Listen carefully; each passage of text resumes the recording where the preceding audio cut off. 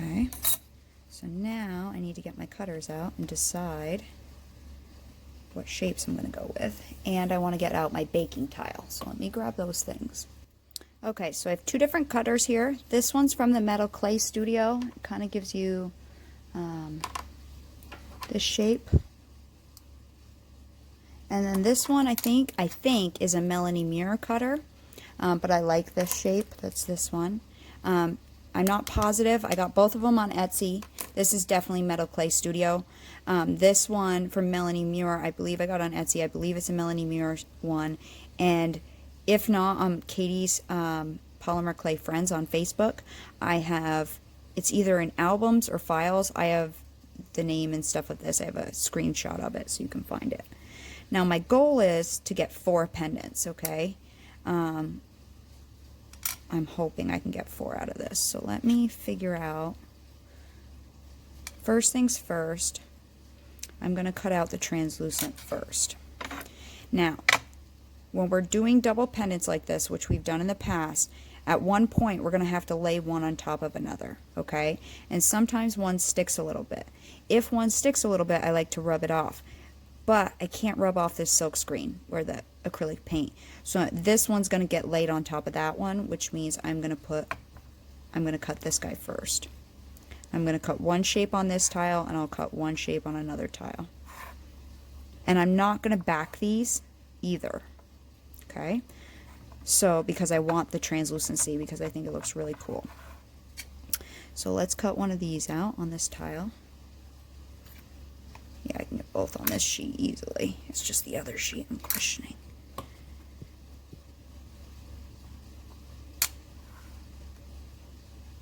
Which I didn't know I'd like this design that much, so I could have made more of that one, and I can still use this squirrely pattern too. Okay, so now we have that, right? And with the metal cutters, you usually get this little lip right there, but you don't get as much excess around the edges. I'm also gonna leave that right now. I haven't made a double pendant in a while. Now this one, I need to figure out a way to get 2 on here, if I can. But I kind of like right there. So you would normally pick your favorite spot, but I kind of have to pick where I get the most design on it. Oops.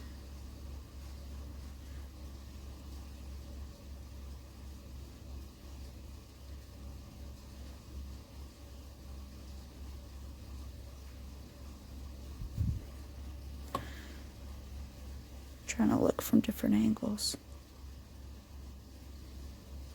I like those 2 right there. I wanted those 2, but I think I can do it. Yeah. Okay, ready? So I'm going to do this shape first, because the other one will be the same exact way. Which, for the sake of the video, I know a lot of you love the long videos, but I'm trying to keep them shorter so they don't take as long to upload. I'll make that one off camera. Okay, so now we got to pick this up. And it is easier in this case if you were to cut it out on some parchment so you have less distortion. I'm going to pat the edges, any excess, because you don't want any little pieces sticking to your other one. So this next part we need to do quickly. Okay, you don't want them setting on top of each other for a while. I'm going to say this because a lot of you might not have seen my old 2-part videos. Now, we're going to cut this in half after I lay it on top of each other, and that way both pieces can fit together nicely. The thing is when you're going to drill a hole for your jump ring and stuff, you don't want to cut your pendant where your hole is going to be drilled. So try to off-center it a little bit. So decide that ahead of time. Like, do you want to do it like this? Like this, like that might look cool with just a little bit on one and a lot of translucent, and then a lot of this and a little bit of translucent. It's hard because it's really shiny, so I can't really see it when it's laying down like that.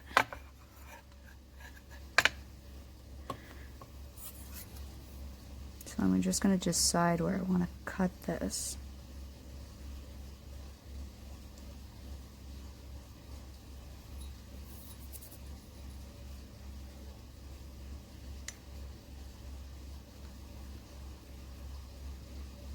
Oh, I might do it like that. Yeah, I might do it like that. So I have at least this whole one and this whole one on each pendant. Okay. Okay, so we need to pick this up. We're going to lay it on. I'm going to cut it really fast, and then we're going to take it apart. Let me get everything ready to go. So try to line it up. Do not push it down. Okay. Do your cut. I wasn't sure if I had the blade side. Separate them fast. Okay. Now these pieces should fit together. So take one of your pieces and pick it up. Get the one that's supposed to fit in and finesse it into place.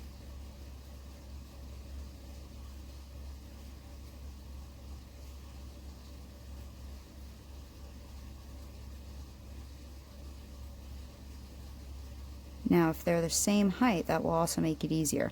But I do plan on resining, so even if the seam is not perfect, everything will be okay.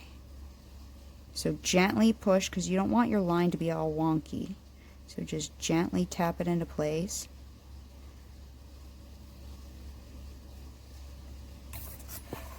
And don't worry, because we're going to probably recut this out in a second, because I got to burnish it. Okay. And when this goes translucent, this is going to look really cool. Okay, then we'll set these two together. So you get two of each thing, but they're totally different too. They're totally different. You liked my French accents there? Oui, oui.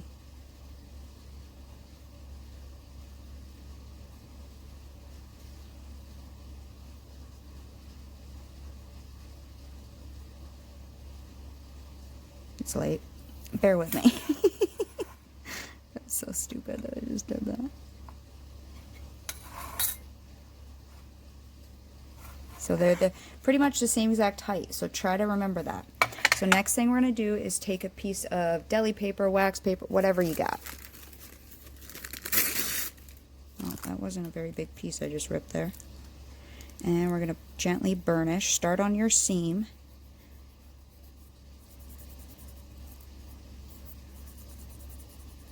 And just keep an eye on it so it doesn't get super wonky. It's okay if it gets a little wonky, but you don't want it crazy wonky. I could have given myself a little bit more wax paper to work with, but that's okay.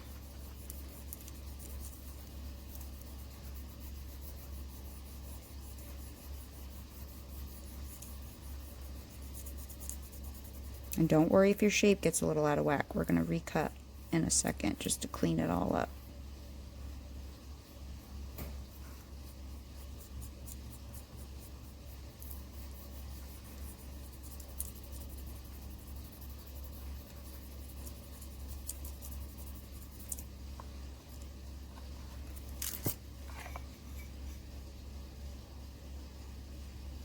I'm just looking at it. I don't want to mess with my silk screen side too much. Okay. Do the same thing on this one. This shape did get stretched a little bit for sure. So I may have to manipulate the clay a little bit to get it to fit in the cutter, but that's okay. Got a little longer.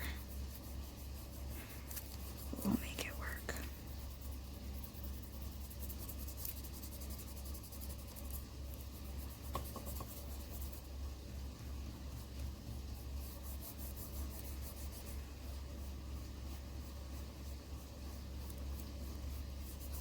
And mainly, well, this one you're going to want to seal somehow because you have the acrylic paint on it and that will wear off. But mainly I resin because when I'm at work and I'm like, I notice that I rub my pendants. I'll just be sitting there talking to someone doing, you know, when it's on my neck, I'll just be like rubbing it. I love the way they feel when they're resined. And everybody always asks me, how do you get it so shiny? You know, like people who have no clue what you're doing. So I think they like that effect as well. I don't know, I think it, to me it gives it more of a professional look. But I do have some pieces, the embroidery pieces I used to do, that I didn't like when I resined them, because I liked the way it gave it more of like a suede texture. Okay, so let me see if I can even fit this one back in the cutter, because it got so stretched out. Let me see if I can move this translucent a little bit with my blade here. The translucent got stretched. This one didn't get that stretch, but the translucent I stretched a little bit, because that's the one I picked up, which is fine because I can actually manipulate that one by hand. Let me just re-burnish that, get my fingerprints out.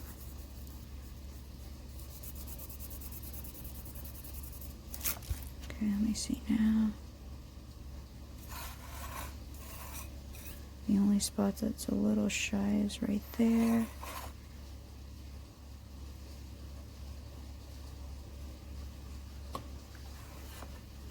So do the best you can just to recut it out. Take a craft knife of some sort. Usually I would take this off before I pick my cutter up. Now this is a pendant that you're not going to be able to sand the painted side. We can sand and buff the translucent side, which I probably will do, just to get some more shimmer if we get the clay off the top layer, the translucent off the top layer of the metal leaf, it'll shimmer more. Okay, so again, I'm not going to mess with my edges too much because I can play with those later.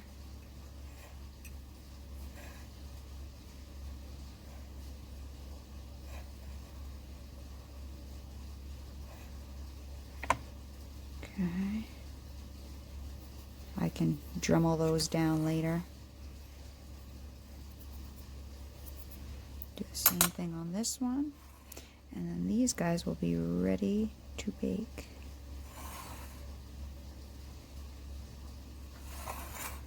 And that one got a little short there, didn't it? I just gotta line it up perfectly. This one's almost exactly the right shape, which is beautiful.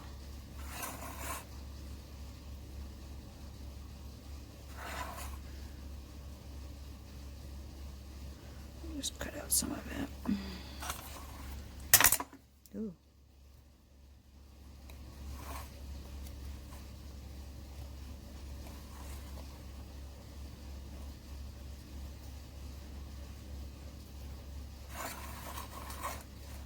And then I won't finish this tonight. I won't sand it or anything because it's 11:52 and I gotta work. I gotta be up at 6 a.m. So I'll just bake them in my toaster. Well, it's a conventional oven, but it's a countertop model. And it has a timer, which is amazing. So it will shut off on its own. Plus, I'm not far away from it, so I can tell when it dings. So I'll bake these and put these in and go to bed. And then tomorrow after work, I'll show you how I would finish them. I'm not pushing really, I'm just trying to make sure I have no fingerprints on it.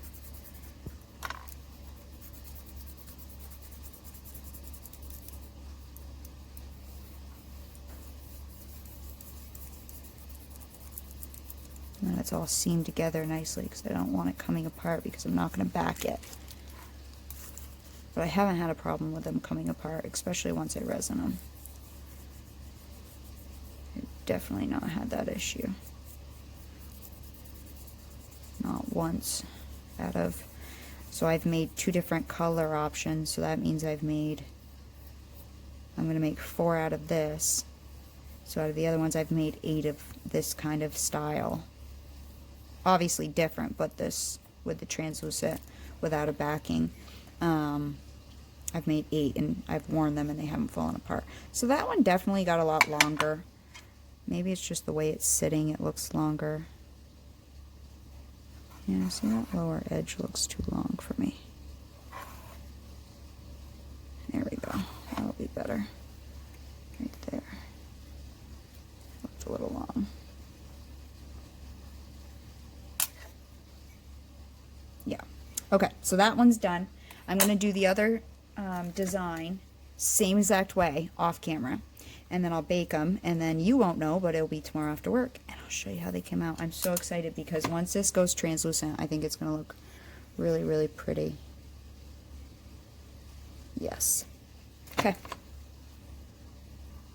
Before I put these in the oven, and you know what that veneer just reminded me of? Frozen. The movie Frozen that the little girls love, and there's a Frozen 2 coming out. That's what that veneer totally reminds me of, that little movie.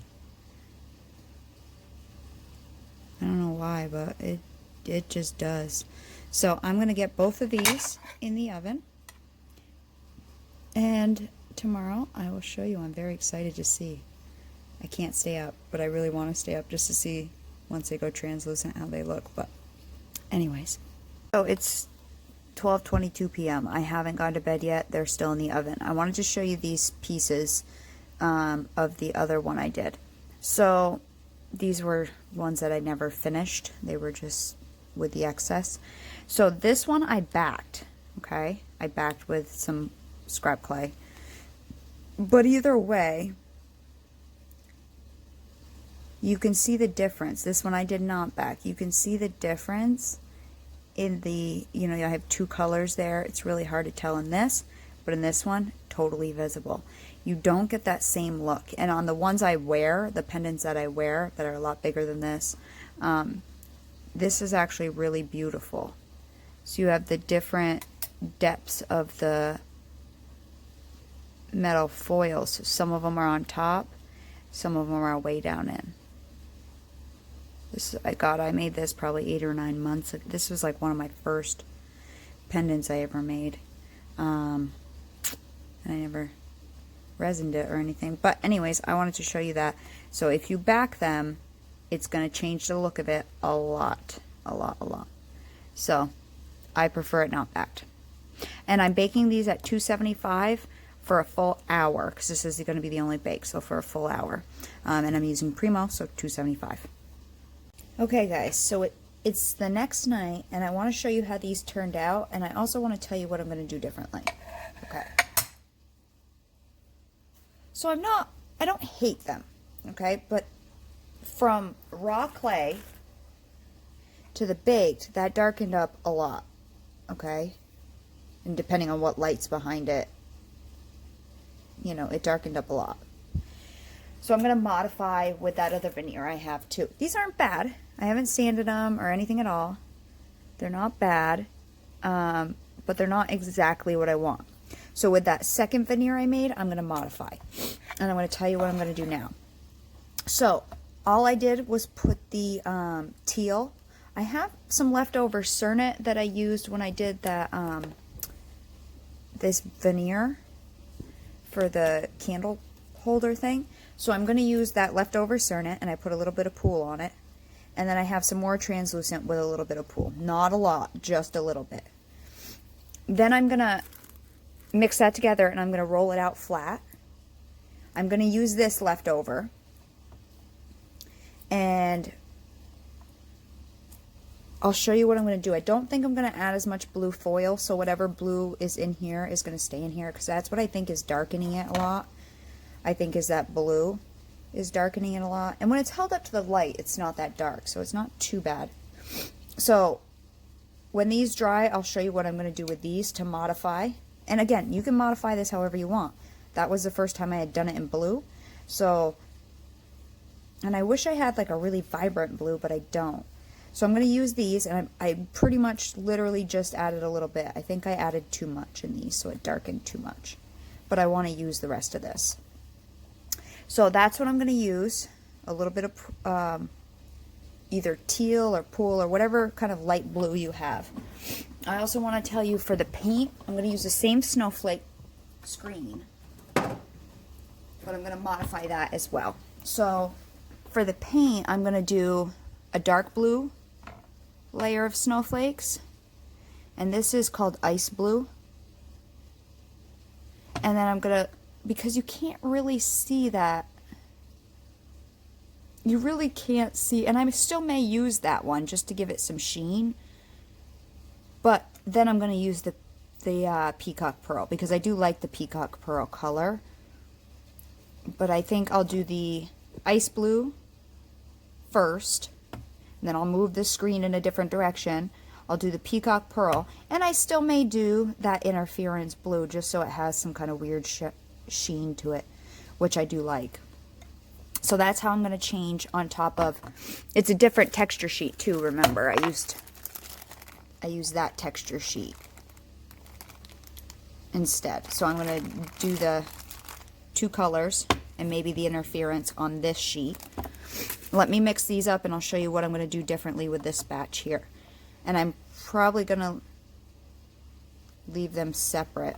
So this is a little Cernit, but it's not a lot. And then this is Primo, either regular translucent or white. No, this is white translucent. I think this was regular translucent as well, which is why I got more of a yellowy tone, undertone.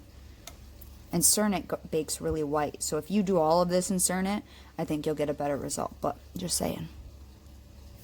And I do believe this isn't just Cernit translucent. I do believe this has some opaque white in it from this scrap veneer. If you watch that tutorial, you'll know what I'm talking about. But from this veneer here, I believe this has some white in it, some opaque white. But it's not a lot, so I'm not using a lot of this. Just a little bit of this. Maybe that will brighten it up. I don't know. I really don't know how it's going to come out until I bake it, because it looks totally different until it's baked. So you really don't know. But all I know is I wanted it lighter than that. Next to the pearl, that's kind of dark. Okay, let me mix it up. Okay, so this is the one we used yesterday. I just rolled it back up. Okay, this is the new color I have, which I know isn't very dark, but I'm hoping when it goes translucent, it'll lighten this up. These are both rolled out on a 0. Now, what I just also thought is this has that white glitter Cernit in it. Now, out of all the translucents I've used, I prefer Cernit translucent and the Pardo translucent. I even like it more than Primo. So when I buy in the future, I'm going to be buying Cernit translucent just because I like the translucency of it. Okay, so these are on 0. This is on a really thin, like a 7, but I may not do a whole layer of this because I don't want it to be too opaque, and I really don't know what I'm going to get out of that. So all I'm going to do is apply some silver glitter to, or silver foil to the new color, because I don't have a lighter blue and I don't want to go too dark with this. So I'm just going to take, but I still want the layered effect, because at this point this one's pretty mixed in. I mean, there is some still behind and some more forward, but we kind of lost our layered effect because I mixed it in. So I'm still going to do this almost the same way we did yesterday. I just wanted to show you I'm not going to add any blue. These are my modifications I'm making, and I wanted to show you my modifications. I don't want to just make another pendant and be like, see, this is my other one I did, and have it look totally different. Be like, well, what did you do?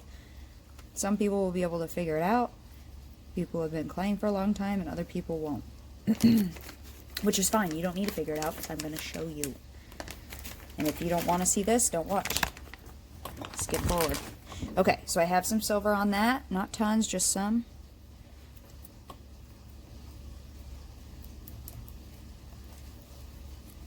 And this clay's not too soft yet because I haven't messed with it too much, so it's not sticking great, but it will. And then I think what I'm going to do is just add some ribbons of these in. Some ribbons of white. Because I don't know how opaque this is going to be, so I'm just going to add, I'm going to kind of swirl them a little bit. Just a little bit of this. Because I don't want to lose my transparency. That's what I'm going for with this. I want that translucency that's happening.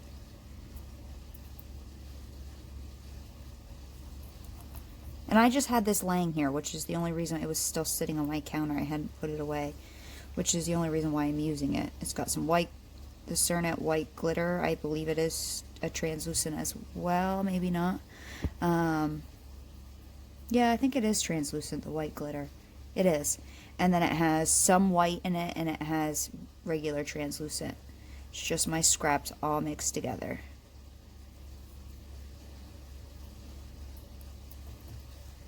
I don't want to add too much. Maybe a few more on the ends. One there. One there.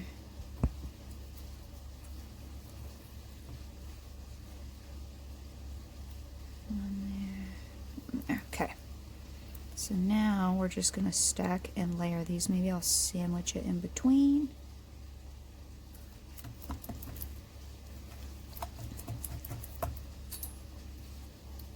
Doesn't need to be an exact square. And these two are the same thickness, okay?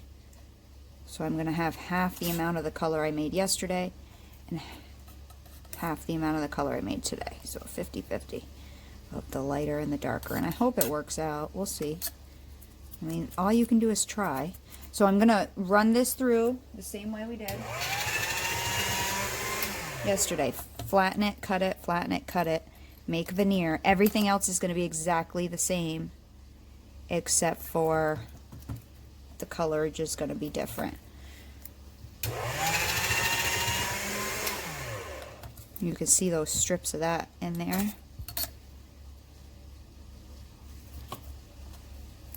So the layering is just going to be different, and I'm hoping that will lighten it up some.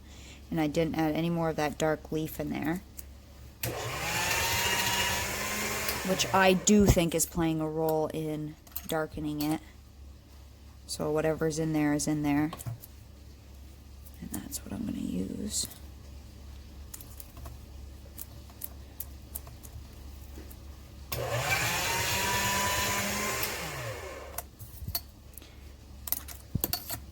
And again, the only other thing that's going to be different too is my colors of metallic paint on my veneer. But I'm going to use the same silk screen. Actually, that's probably good.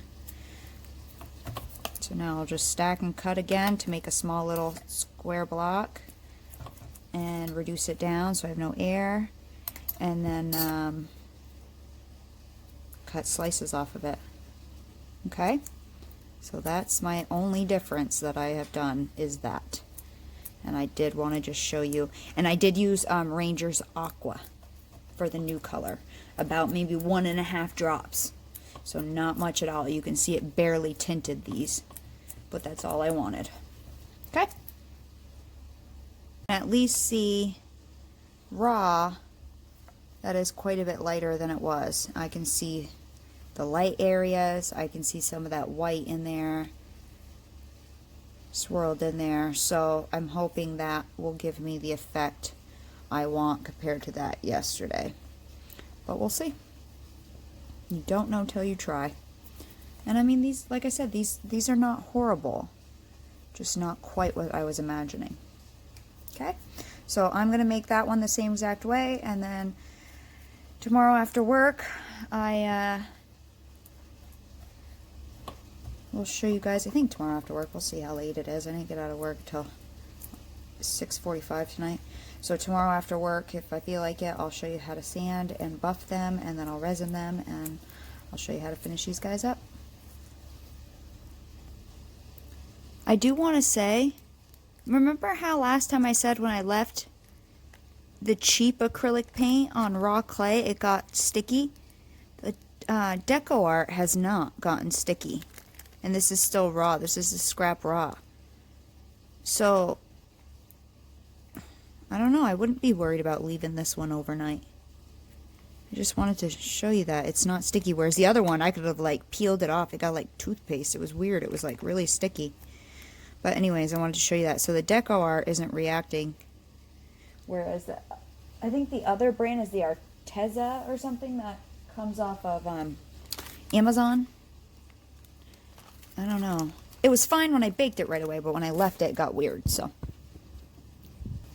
real fast, I want to show you this darker color compared to just the peacock pearl.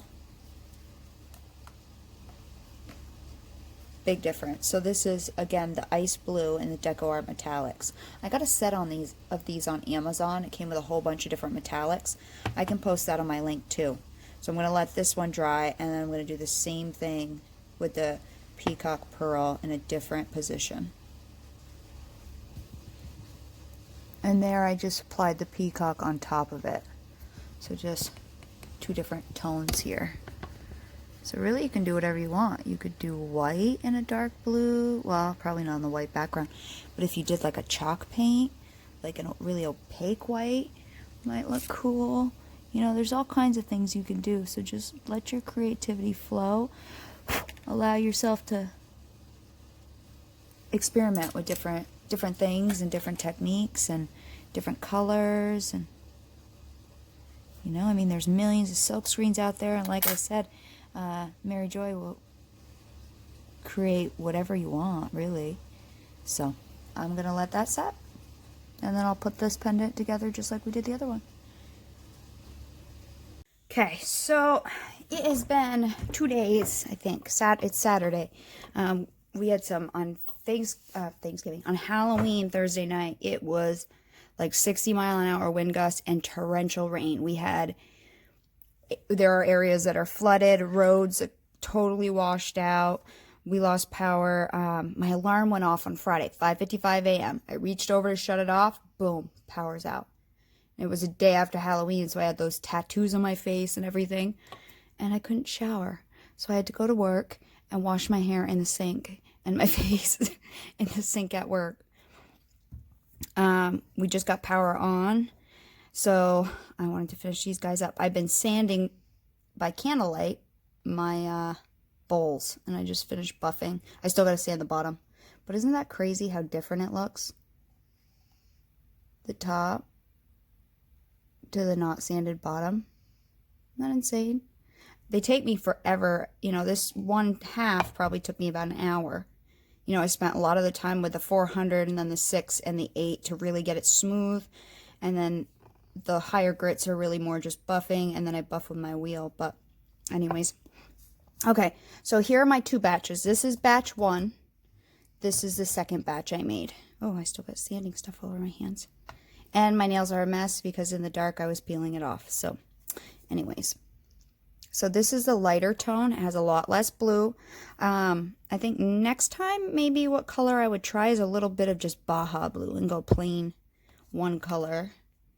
And definitely, I like the blue glitter, but it's a little dark. I wish I had more of a baby blue glitter. So there's a lot less of it in these ones. And I just did a different cutter here on these round ones. So all we're going to do next is sand. And again, you do not want to sand your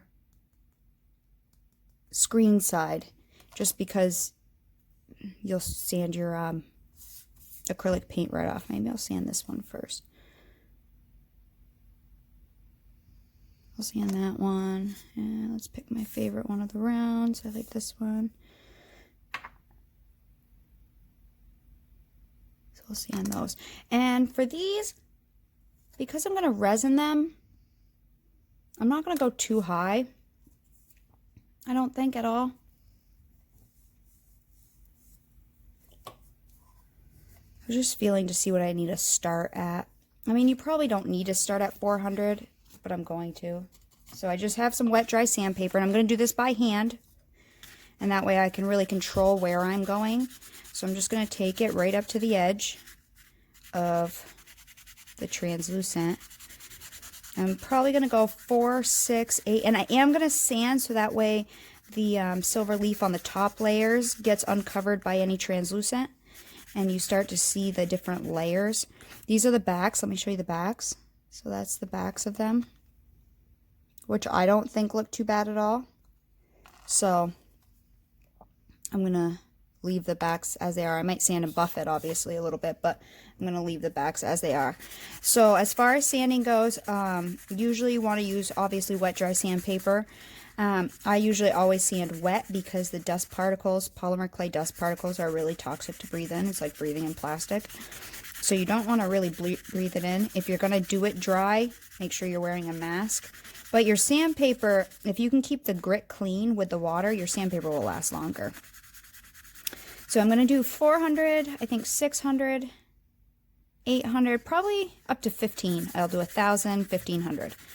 And then when I'm done that, we'll buff with the orange and white wheels. I mean, you can just use whatever buffing wheel you have. Or just the set I got. I tried a couple sets on Amazon of buffing wheels.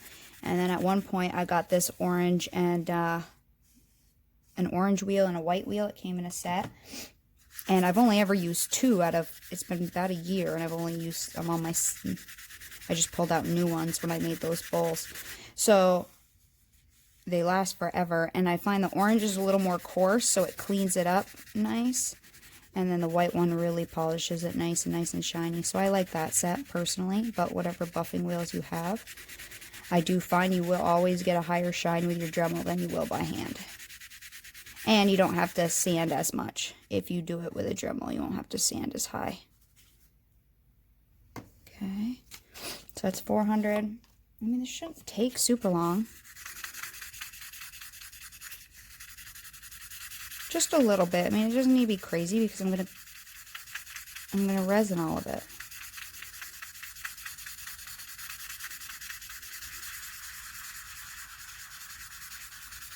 But it just helps clean up and clear up some of the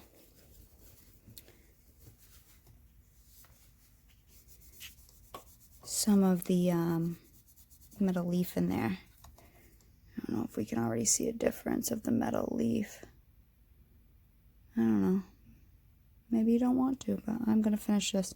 So I'll finish sanding these. Oh, I have a little red leaf in there too, down in there. Yeah, I do. I'm going to finish sanding, and then I'll show you how I'm going to buff them, and I'll be back. Okay, so I've sanded 3. I did 2 of the last batch, the lighter ones. And then I did 1 of the first batch, the darker.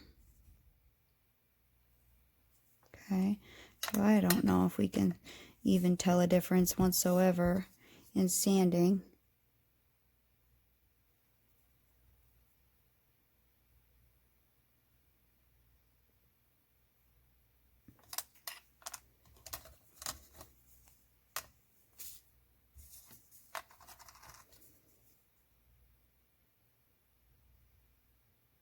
I guess not.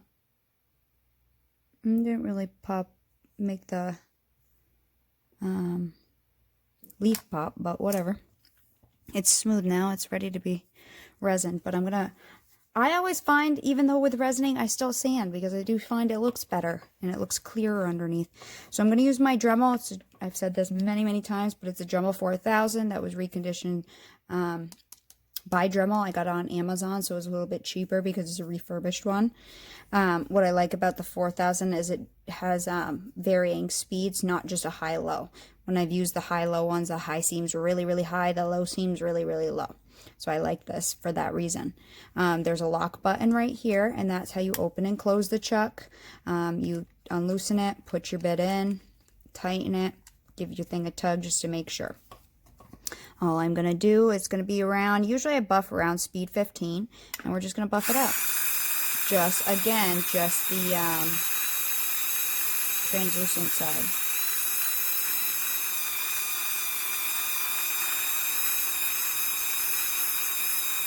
And this won't be perfect because we didn't sand like crazy, but just a little bit.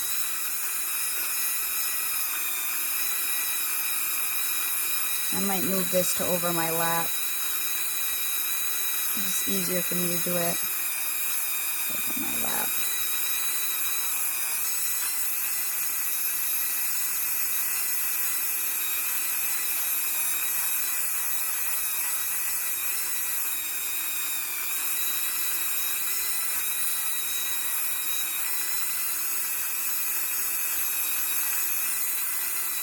Whether you use regular resin, UV resin, or just a varnish, whatever you want to use. However you finish this, that's your call.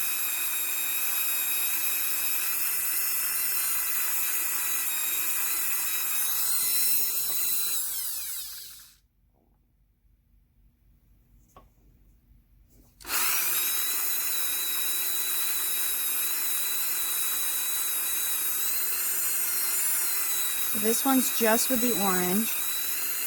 Let me do one with the, let me do the orange on one, and I'll do one where we leave one sanded, one just the orange, one the orange and white is what I'll do, and I'll be back.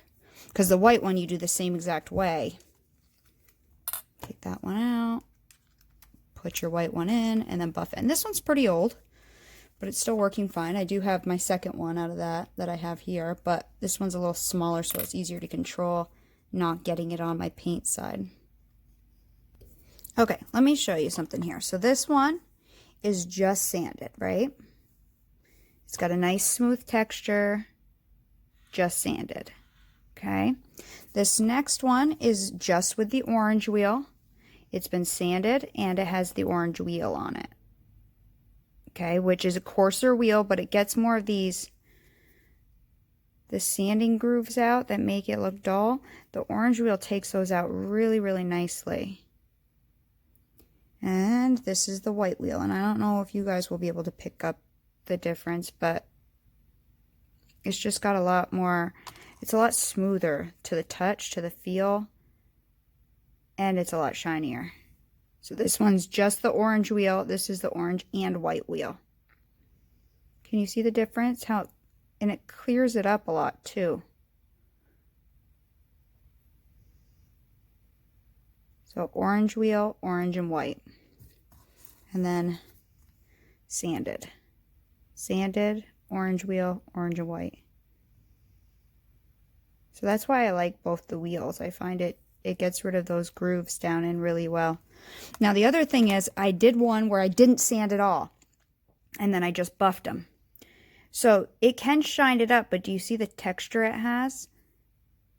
So that's, again, you can get a decent shine, but there's texture to it, which is why I just did a quick sand. I mean, it only took me to do the 3 I sanded. It probably took me 4 or 5 minutes, not even. I don't know, a couple minutes. I mean, really not much. Now I'm going to move you over my lap, which, yes, I've been sanding, so I got dust all over me. And I want to show you, hang on, let me look again. This one has the white, so this one I need to do the white one on. So let me do that. So hold the lock button down, put it in, tighten it, give it a pull. This one needs the white wheel.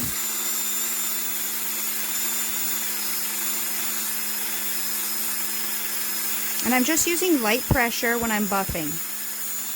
Now, say you have a little bump or something, if you put more pressure, you can remove it with your wheels, especially with the orange one, depending on the pressure you put and how fast you're going. Now, I do also use these wheels to trim up the edges. Generally, I use the orange wheel, but the white wheel works as well.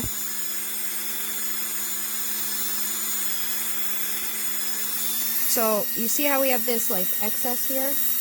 I'm just going to go around, and I'm going to choke up on it.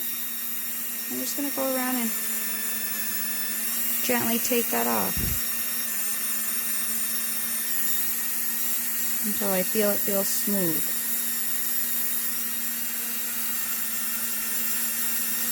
That's why I don't worry about getting all these little raggedy edges off, because one, you could probably just flick them off, but I usually just take my wheel to it when I'm buffing.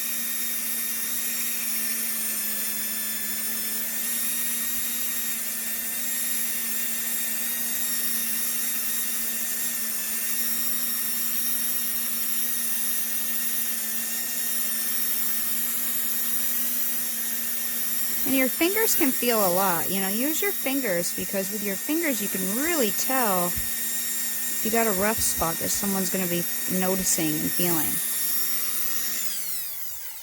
Okay. And I already did that on this one too. I cleaned up the edges as well. This is one I haven't cleaned up. This is the one I haven't even buffed. So do you see all these loose, raggedy edges? That's what I'm talking about, getting off all these loose, raggedy edges with the wheel. Okay, so I'm going to sand and buff this one.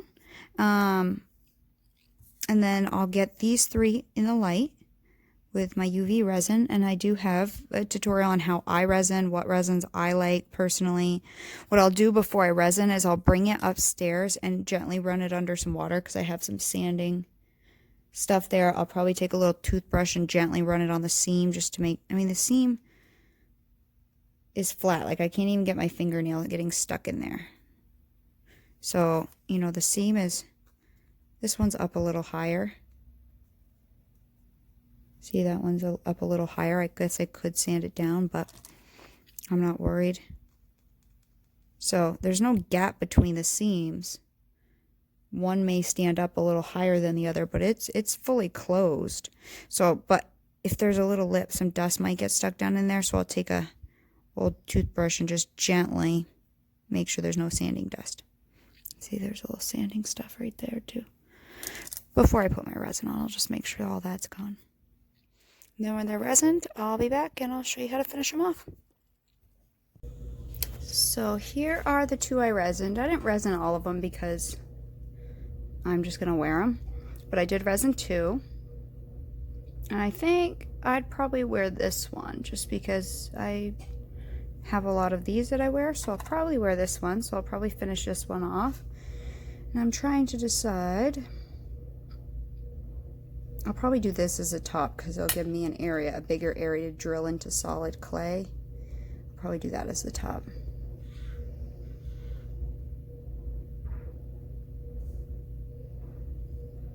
Okay, so I have a jump ring out, and I'm only doing 6mm because it's a thin one.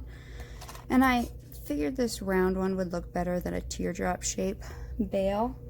So we're just going to drill a hole like I normally do, like I've showed you guys a million times. I have a pin drill or a hand drill, and I have different size bits that I use. And I generally start with the smallest and work my way up to the largest, or the largest I'm going to need depending on the thickness of my pendant and how big of a jump ring I need to get in there. But I always usually start at my smallest, so then I have less risk of things cracking. So with this pin drill I got on Amazon, it was pretty cheap. It has a spinny base here that you can set in your palm and then just twist your fingers, so you don't have to twist your whole wrist, okay? The way you put it in is by opening and closing the chuck. Just by twisting it gets smaller and bigger. So I'm going to put in the small one. And then we'll find the center, and I usually lay it down and kind of look a couple different directions. I do like to go close to the edge. For me, I don't like a big jump ring, but that's just a personal thing, so I try to get as close to the edge as I can. Sometimes it does risk cracking it, which happens, and it's not the end of the world. I'm trying to find the center. It throws you off when you have two sides. So I'm kind of just setting it on there. I know you can't see really well, but I'm just kind of setting it on and spinning it in different directions so I can see if that roughly looks like the center. Yep. And then I'll make like what a little tick mark. And that way I can see. I don't know if you can see that, but there's a little scuff in the resin, so I can kind of see if that's close to center. Yeah, that should be fine. So usually I have it down on the working surface, but I know that makes it hard for you guys to see. So don't push too hard, just push gently and gradually twist. And it drills through clay really easy. And if you drill after the resin and everything, like if you made a hole before the resin, your resin would want to go through it.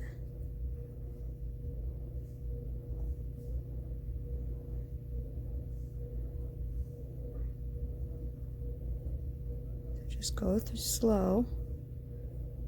And again, usually I'm working down on the table, because if you put your finger behind it with these little skinny ones, when it comes through, you could definitely poke through your finger. I've drawn blood before with the smallest one, and then go through from the other side just to clean it up a little bit. And then once you have a hole done, you just kind of work up through your sizes. It only takes a second, or a minute I should say. So my next size, go in from one side, go in from the other side. And what I like about this drill is it's so easy just to switch out sizes. Some of the other ones that have plastic ends on them, you gotta like separate the whole thing and then set it in, and then, I mean, this doesn't take that long at all.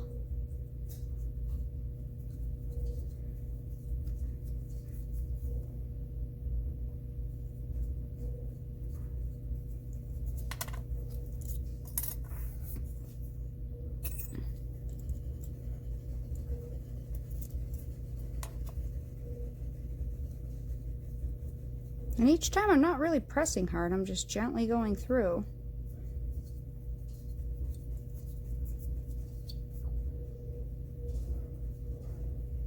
My washer's going up these stairs if you hear a noise. Okay. So now we have a nice hole. Now let me see if that should be big enough for my 6mm and the gauge I have. Let me see. So I'm going to take these bent nose pliers that I have here. These are the beadle-on ones. These are my favorite out of all of the different ones I have. See, a lot of my other ones open really wide, and it makes it harder for me to grab them because they're wider. These beadle-ons I like because they just are smaller. I do have these on my Amazon account. I bought one at Michael's, and then I liked it so much I bought the same one on Amazon. I think it was like $8. Okay, so I have a little 6mm jump ring here, and the size will depend on how thick your pendant is for it to go through. So when you open a jump ring, you're gonna grab it and twist front to back. I know I can't focus, sorry. So I twisted front to back. I didn't see like this. They've twisted. I didn't pull it apart, okay? You want to slide your jump ring in. Slide your bail on. And then grab it, and you want to go past it, and you can hear it click a lot of the times. Now, they don't mass produce these perfect every time. And that one's not too bad. One's sitting up a little higher than the other, so I'll give it just a little squeeze from top to bottom to see if I can make them more flush. And that looks pretty good.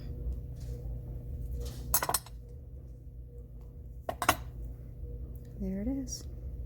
So let me put it on a chain and put it on my necklace stand. I'll show it to you guys.